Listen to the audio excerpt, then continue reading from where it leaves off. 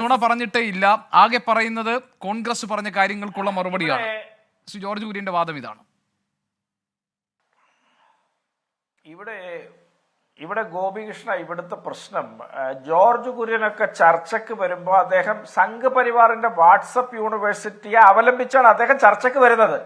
അതാണ് അന്തിമമായ വിവരം, അതാണ് പൊതുവിജ്ഞാനം എന്ന് ധരിച്ച് വശാരിക്കുന്ന ആളുകൾ വീറോടുകൂടി തങ്ങളുടെ വാദം ഇങ്ങനെ ആവർത്തിച്ച് പറഞ്ഞ് പരിഹാസ്യരായി മാറിക്കൊണ്ടിരിക്കും. അതിന് നമുക്ക് ഒരു പരിധിക്കപ്പുറം ഒന്നും ചെയ്യാൻ വഴിയില്ല. ഞാൻ ഒരു കാര്യം സൂചിപ്പിക്കാൻ ആഗ്രഹിക്കുകയാണ്. ഇന്ത്യ രാജ്യത്തിനൊരു വിശാലമായ ചരിത്രം പരിശോധിച്ചാൽ ഈ ഗുപ്തനും മൗര്യനും ഒക്കെ ഭരിച്ച് 6-7 നൂറ്റാണ്ട് ഇവിടെ ബൗദ്ധ ഭരണകൂടങ്ങൾ വന്നു. അതിനുശേഷം ഡൽഹി സുൽത്താനേറ്റ് വന്ന കാലത്തൊന്നും മുഗളന്മാരുടെ കാലം അവസാനിക്കുന്നത് വരെ ഈ രാജ്യത്ത് ഹിന്ദു മുസ്ലിം കലാപങ്ങളില്ല.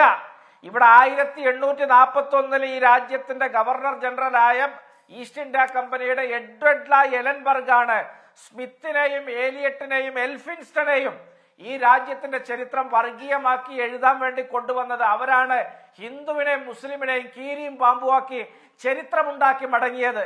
അതിനുശേഷമാണ് ഇവിടെ ഹിന്ദു മുസ്ലിം കലാപങ്ങൾ ഉണ്ടായത്. അതിന്റെ ഗുണഫലം ബ്രിട്ടീഷുകാർക്ക് കിട്ടി, അവർ ഈ രാജ്യം ഭരിച്ചു. അവർ വലിച്ചെറിഞ്ഞു പോയ ഈ മതവൈരാഗ്യത്തെ ഏറ്റെടുത്തുകൊണ്ട് ഈ രാജ്യത്ത് മുന്നോട്ട് പോയവരാണ് ഇവിടുത്തെ സംഘപരിവാറുകാർ. അവരിത് അവസാനം വിജയിച്ചു. 10 വർഷമായിട്ട് അവർ ഈ രാജ്യം ഭരിച്ചുകൊണ്ടിരിക്കുകയാണ്. അവരുടെ കഥ നമ്മളൊന്ന് പശ്ചാത്തലം അതാണ്. ഇനി നരേന്ദ്രമോദിയെ നിങ്ങൾ എടുത്തു നോക്കുക. അദ്ദേഹം 2014 അധികാരത്തിൽ വരുന്നതിന് മുമ്പ് പറഞ്ഞു ഇവിടെ പെട്രോളിനും ഡീസലിനും വില കുറക്കുമെന്ന്. അത് ഇരട്ടിയാക്കി. നിങ്ങൾ ഗ്യാസിന്റെ സിലിണ്ടർ നോക്കിയിട്ട് വോട്ട് ചെയ്യാൻ പോകണമെന്ന് 2014 പറഞ്ഞു. അതിന്റെ വില അദ്ദേഹം 3 ഇരട്ടിയാക്കി. അദ്ദേഹം GST എതിർത്തു. അദ്ദേഹം ഫോറിൻ ഡയറക്റ്റ് ഇൻവെസ്റ്റ്മെന്റിനെ എതിർത്തു. അധികാരത്തിൽ വന്നപ്പോൾ അതിന്റെയൊക്കെ ഉപാസകനായി.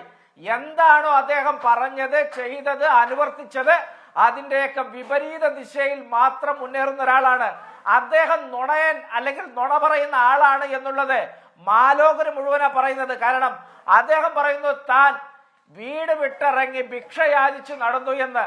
ആ കാലത്ത് പാരീസിലും ന്യൂയോർക്കിലും ഒക്കെ അദ്ദേഹം സന്ദർശിക്കുന്ന പടങ്ങളുണ്ട്. അദ്ദേഹം ഒരഭിമുഖത്തിൽ പറയുന്നു ഞാൻ സ്കൂൾ ഡ്രോപ്പ് ഔട്ട് ആണ്, ഞാൻ സെക്കൻഡറി വിദ്യാഭ്യാസത്തിനപ്പുറത്ത് പോയിട്ടില്ല, വീട് വിട്ടു പോയി എന്ന്.